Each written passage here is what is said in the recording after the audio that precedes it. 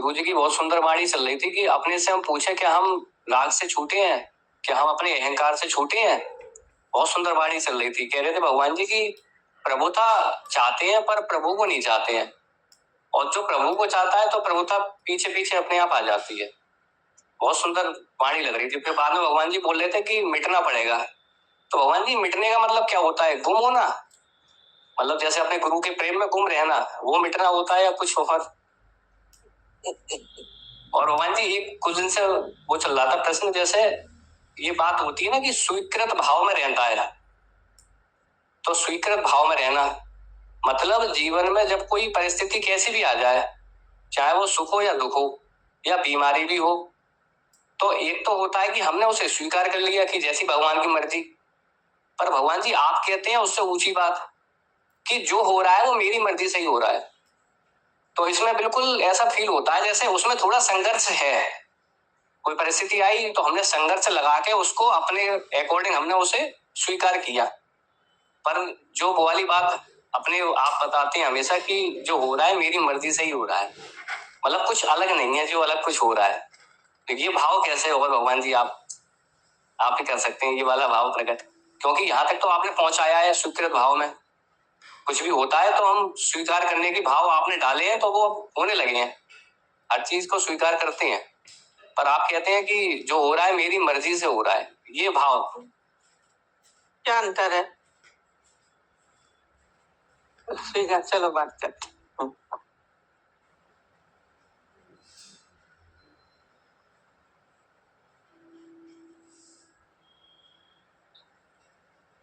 हरिओम दीदी। रात को दीदी अपन बैठे थे तो बात चली कि भगवान बैठा है, जैसे दृष्टांत चला, राजा बैठा है तो उस पे चली बात कि मेरा गुरु बैठा है। तो ये तो ठीक है, किसी की तो अच्छे से हो जाता है, पर किसी का नहीं भी हो तो भी भगवान बैठा है।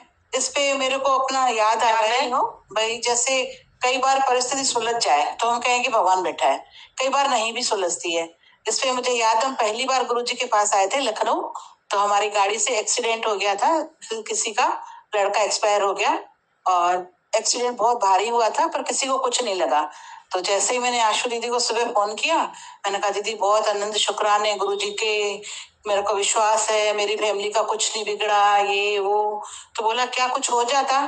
तो क्या तेरा विश्वास नहीं था? तो मैंने कहा नहीं दीदी विश्वास तो है।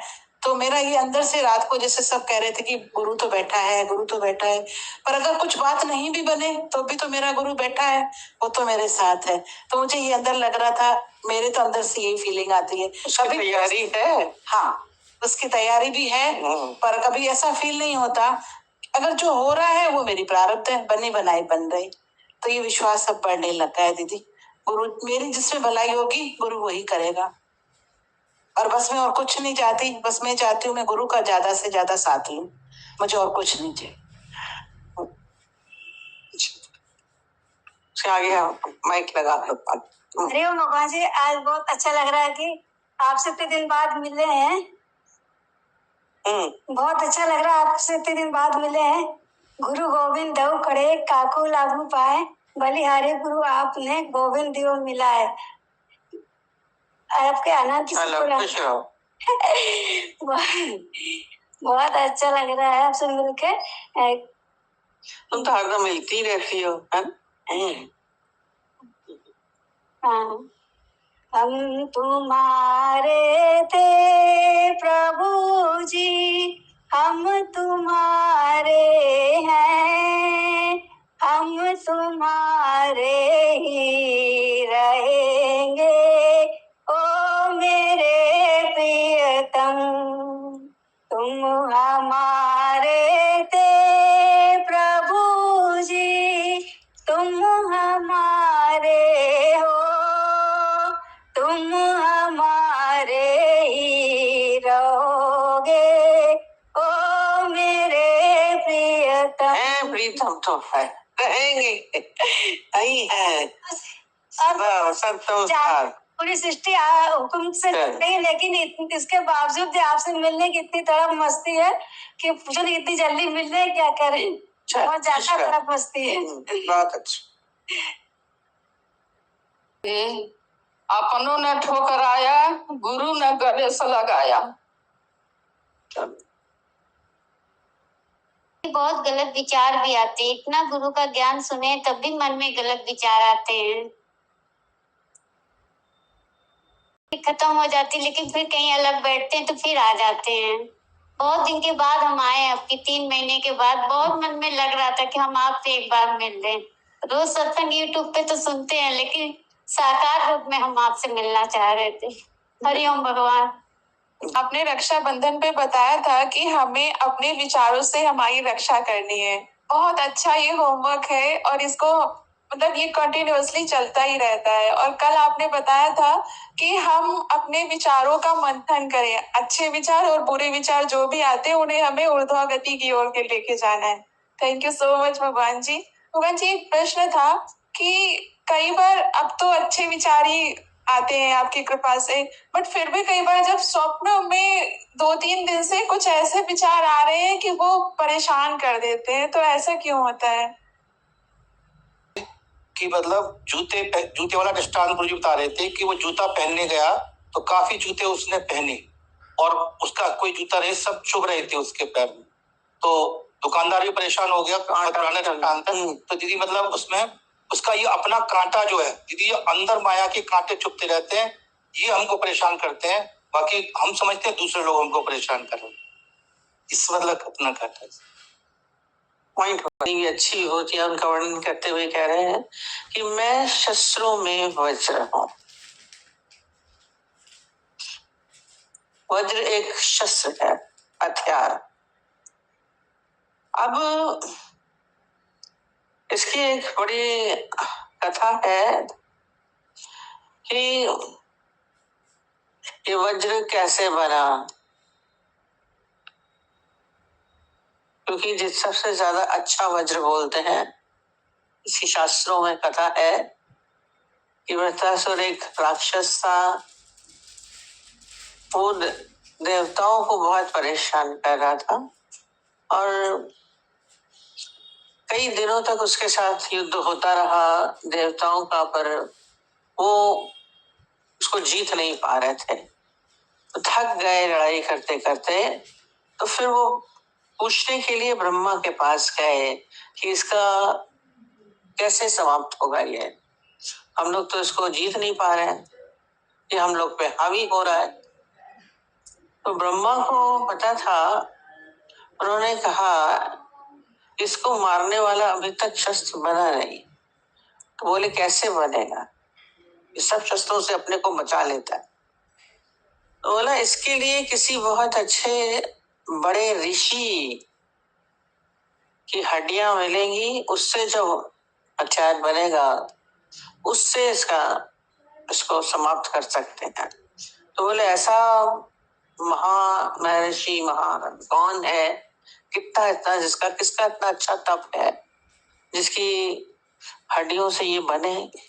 तो उन्होंने बोला दधीची ऋषि हैं जिनके तप की एक पराकाष्ठा है, उससे उनकी हड्डियां बिल्कुल मजबूत हो गई हैं, उसी से ही उससे हथियार बनेगा तो वृत्रासुर का वध होगा।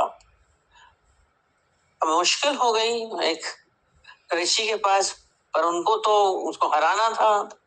अपने स्वार्थ को सब ज्यादा देखते हैं, भागे भागे गए और बोला आप अपनी हड्डियों का हम लोग को दीजिए कि हम उससे वज्र बना सके। वृत्रासुर राक्षस हम लोगों को मारे दे रहा है। तो महर्षि ने बोला आप लोग जो मांग रहे हैं आपको उससे पता है कि इससे मेरी मृत्यु हो जाएगी, मैं नहीं रहूंगा। कहता हाँ जानते तो हैं, पर फिर भी बोला कि मांगने के लिए आए हैं। देखिए कैसे स्वार्थ अपना कार्य कराता है। पर वो बोले कि आप हमें देंगे। कहते हैं कि हाँ मालूम है कि मेरी मृत्यु होगी, पर यदि किसी के मेरी वजह से कल्याण होगा आप सबका, तो मैं अपनी हड्डियां देने के लिए तैयार। कमाल, आश्चर्य था, आप किसी को ऐसे कर सकते हैं। ये एक महान आत्मा ही थे, इतना अपना तप था कि मृत्यु को भी स्वीकार कर रहे थे। तो कहते हैं उनके लिए पूरे, कहते कैसे जाएगा, खाली हड्डियां बचे, किसी ऐसे खिलाएंगे तो हड्डियां कैसे बचेंगी। तो कथा में आता है कि उनके ऊपर पूरा नमक डाला गया, एक गौ माता को बुलाया गया और वो उनको चाटती गई, उसके साथ उनका मांस भी उतरता गया और मांस उतरते उतरते क्या हुआ, खाली हड्डियां बची। और जब वो हड्डियां बची और उसी में जब मांस निकल गया तो महर्षि के प्राण पखे रुक हो गए, कुछ बचा ही नहीं, तो कैसे बचेंगे, खाली कंकाल था। कहते हैं उसी से ही फिर वो हथियार बना वज्र, जिससे वृत्रासुर का नाश हुआ। अब ये इतना मजबूत मतलब क्या है, तब बोले वज्र मैं हूं, जो इतने तप के साथ बनता है तो श्रेष्ठ हो गया। बिना उसके जो बाकी सब साधारण हथियार नहीं था, ये से बना था और उसकी हड्डियां जिन्होंने वर्षों तप किया था। एक तप की एक बड़ी महिमा है। आपके अंदर यदि तप होगा तो आपके भीतर बहुत शक्ति आएगी, सारे शत्रुओं का नाश कर सकता है।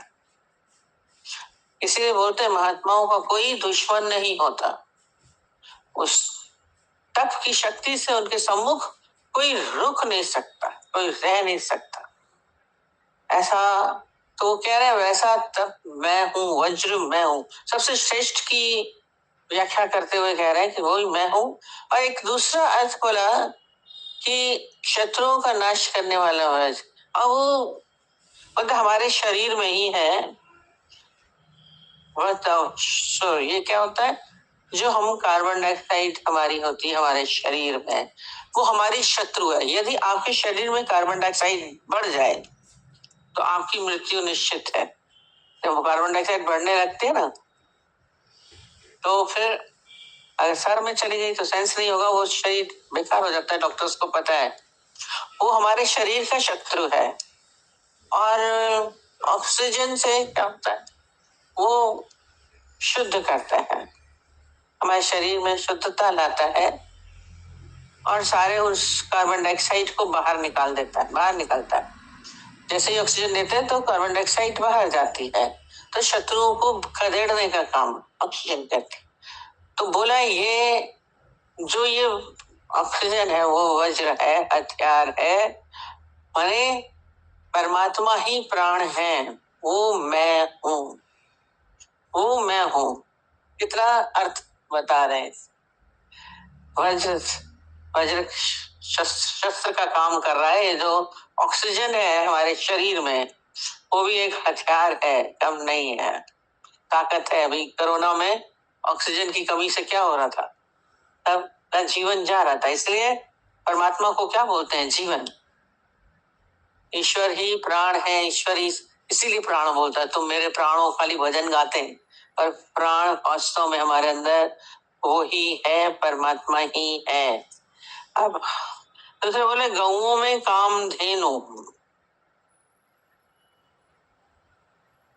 ये जब मंथन हुआ था, कल बताया था, अश्व निकला, ऐरावत हाथी निकला, उसी समुद्र मंथन में कामधेनु गाय भी थी। और वो कामधेनु गाय क्या थी, सारी इच्छाओं की पूर्ति करते थे। तो उनको मिली, किसको मिली, देवताओं को मिली। आज पूरी कथा ही सुनाई जा रही है। और देवताओं को मिली, तो स्वर्ग में उनका वास था। जब वो स्वर्ग में जाते थे, उन्हीं से ही सारे देवताओं का पालन पोषण होता था। और गाय खाती घास है और देती क्या है, दूध, मक्खन। तो ये उसके अंदर इतनी क्वालिटीज होती हैं, ये बेकार चीज को भी क्या कर देती है, कीमती बना देती। तो ये और वहां पे स्वर्ग में कौन थे, वशिष्ठ सबसे देखभाल करते थे उसकी, गाय की, उसी से ही सबका पालन होता था। कहते हैं विश्वामित्र चले गए सेना सहित उनके यहाँ। और जब उनके यहाँ गए तो इतने लोगों को, 100 उनके शिष्य, उनको कैसे देखें, क्या करें। तो उनके पास तो गाय थी, तो उन्होंने क्या किया, उस गाय से बोला तो उन्होंने सब कुछ उपलब्ध करा दिया। और जब सब कुछ मिल गया तो सारे 100 उनके शिष्यों का बहुत अतिथि संस्कार बहुत अच्छा हुआ, उनका खुद का भी, विश्वामित्र का भी बहुत अच्छा हुआ। और जब वो देखा तो बहुत प्रसन्न हो गए वो तो। पर विश्वामित्र फेमस है, उनको लगा कि ये तो गाय बहुत अच्छी है, गाय बहुत अच्छी है। उन्होंने बोला ये गाय हमें दे दो दक्षिणा में। बोला आप और कुछ मांगिए तो हम दे देंगे, मालूम था गाय सब कुछ दिला देगी। बोले मेरे को ये गाय ही चाहिए, इससे मैं सब कुछ ले लूंगा, आप क्या देंगे, मुझे ये गाय दीजिए। अब वशिष्ठ बोले ये कैसे दे दूंगा, ये तो उस 14 रत्नों में से निकली है, इसी से ही सारे देवताओं का पालन पोषण होता है, मैं कैसे दे दूं इसको। अब तो पता ही है विश्वामित्र का तो क्रोध फेमस था, उनको गुस्सा आ गया, बोले देते हैं कि नहीं देते हैं। अरे हम लोग नहीं दे सकते, हम वो अपने वशिष्ठ अपने उसी में रहे। अब बोला ये तो जिद पे आ रहे हैं, तो उन्होंने क्या बोला, कहते हैं गाय को बोला तो उड़ जा, कामधेनु को बोला और उड़ जा, ऊपर उड़ जा। और गाय को तो सारी उसमें क्वालिटी थी, वो उड़ने लगे। अब गुस्सा लगी विश्वामित्र को, अपने सारे को उनको बोला इसको मारो बाण। और वो काफी ऊपर तो चली गई थी, कहते हैं बाण उनको लगे, कुछ बाण लगे, ज्यादा तो नहीं लग पाए, तो ऊपर गई और उनकी कुछ बूंदे जमीन पे गिरी, पड़ रहे थे, मुझे लगता है कि उससे मसूर की दाल बनी है। कथाएं भी देखिए, मसूर की दाल और तंबाकू बना, कामधेनु का नशा ताकत होती है तंबाकू की, उसकी वो बोल रहे थे वो मैं ये कामधेनु गाय का है। पर ये तो चीज है, पर हमें क्या करना है उस गाय की तरह, कामधेनु गाय में हूं, माने निष्कृष्ट चीज को उत्कृष्ट बना लेना। और पर जैसे कामधेनु गाय सब कुछ देती है, ऐसे बोल रहे कामधेनु गाय मैं हूं, मैं ही सब कुछ संसार को देता हूं, देने वाला मैं हूं, और खराब को भी अच्छा कर सकता हूं, ये सामर्थ्य है सबकी।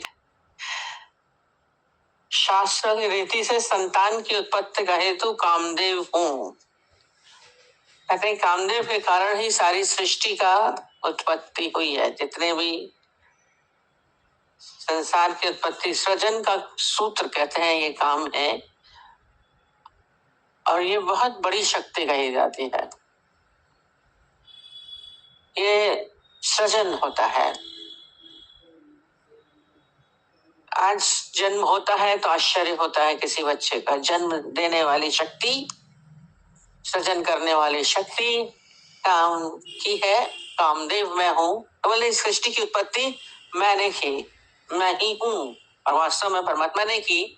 और इसके लिए बहुत अच्छा वर्णन है कि शक्ति तो ये है,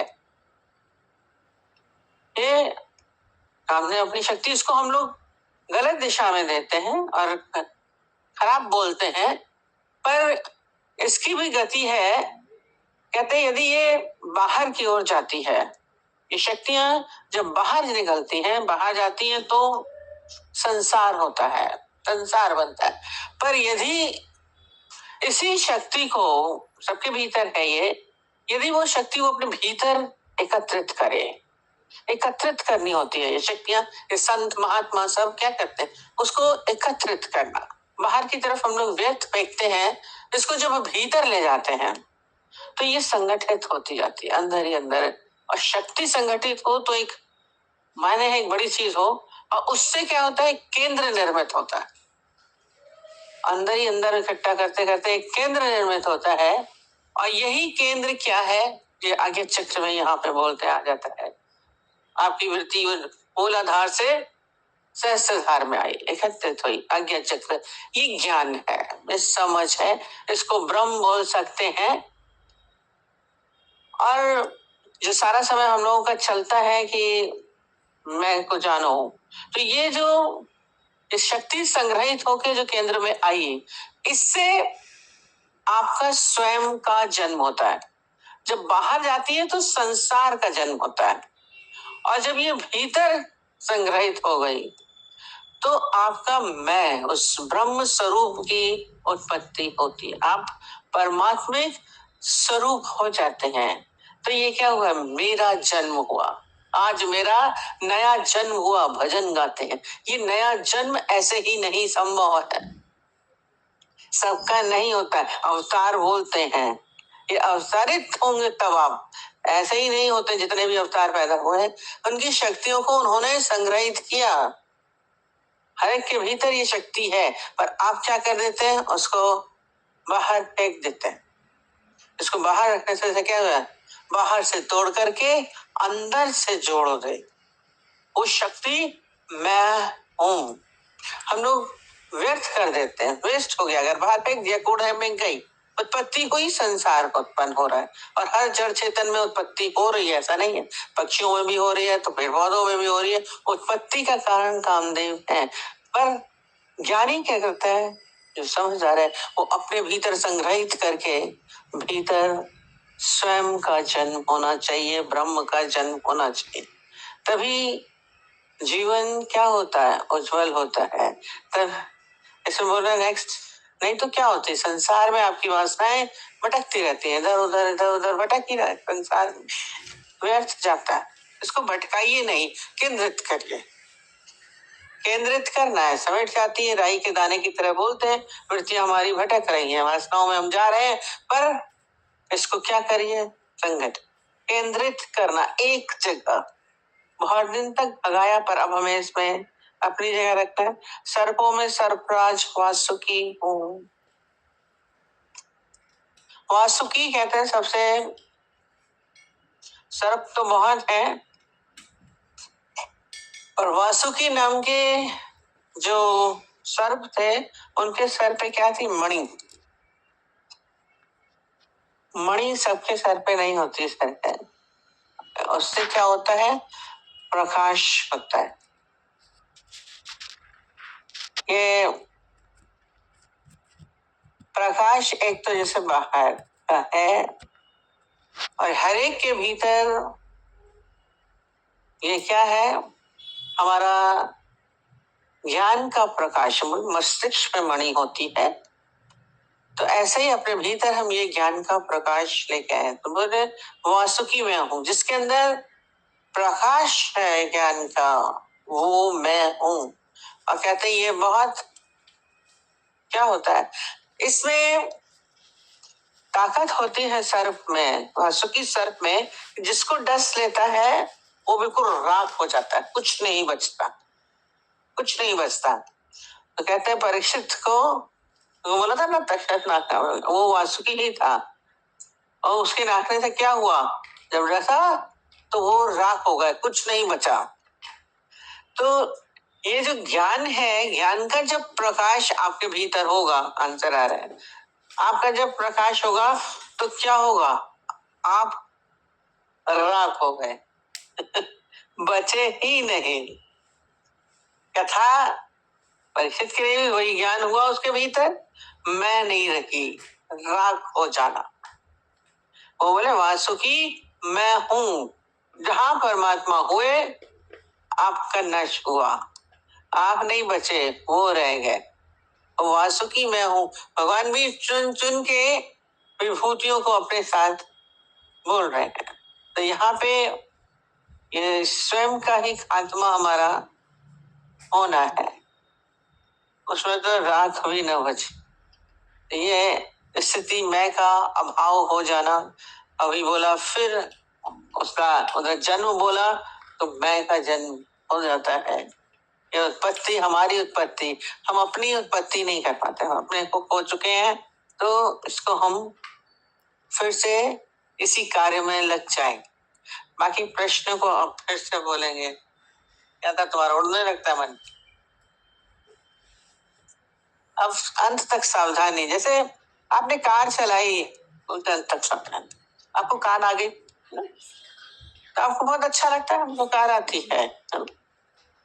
और जब जो परफेक्ट होता है, कार चलाता है तो गाने भी सुनता है, बात भी करता रहता है, मोबाइल पर भी बात कर लेता है, कार चलते रहती है।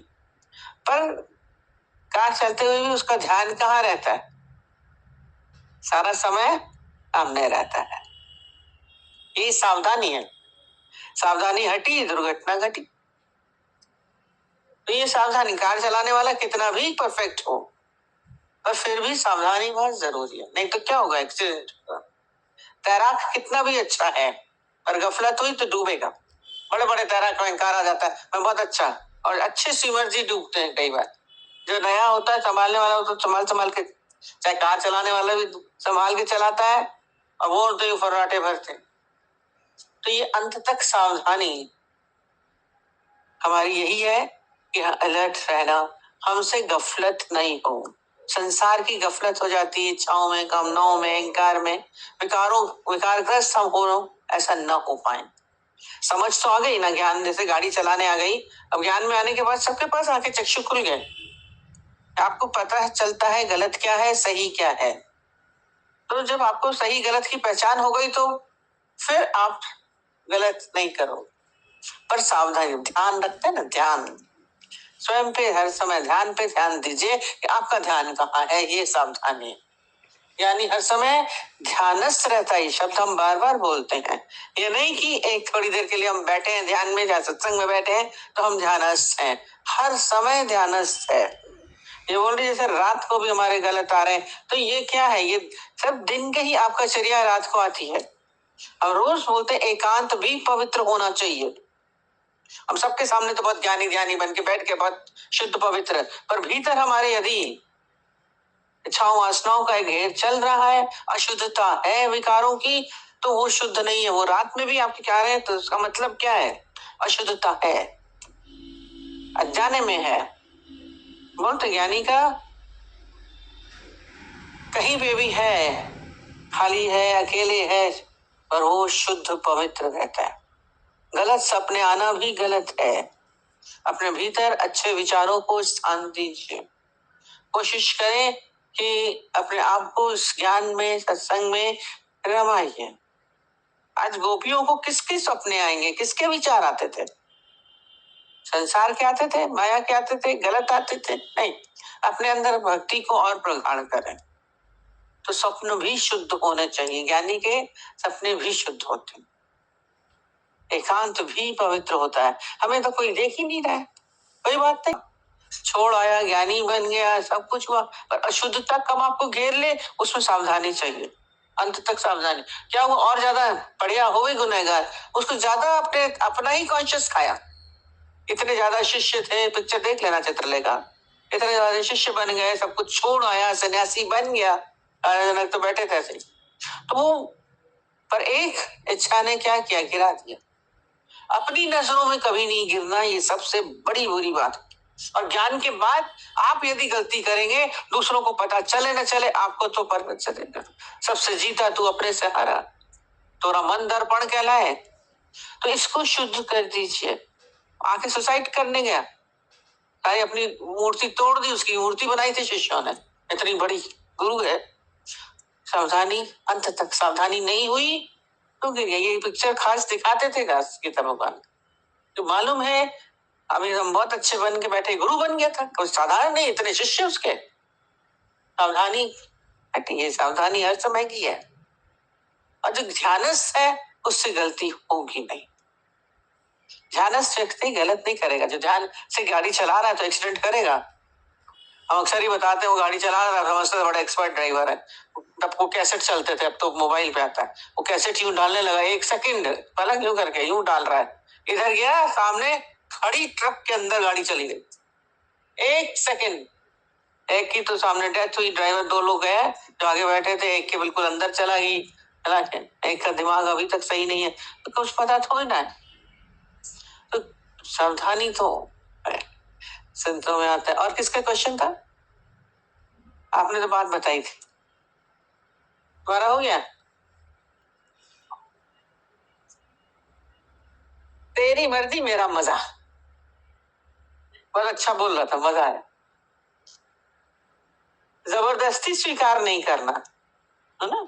अंगूर खट्टे की तरह स्वीकार कर लिया, अब कुछ कर ही नहीं सकते, तो हमने स्वीकार कर लिया, वो नहीं। स्वीकृत ज्ञानी भाव मतलब क्या होता है? तेरी मर्जी मेरा मजा, हो सकते और आनंद है, जो भी कुछ हो रहा है बहुत अच्छा, ये है स्वीकृति। हम जबरदस्ती नहीं स्वीकारें, हम स्वीकार करें। कर रहे हैं। अब भगवान ने बीमार कर दिया तो स्वीकार कर रहे, क्या करोगे? और उसमें प्रसन्नचित रह सकते हो, आनंदित रह सकते हो।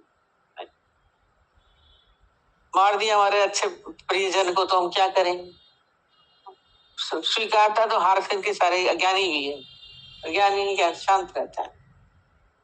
तेरी मर्जी मेरा मजा, ये करो, जबरदस्ती का नहीं सौदा।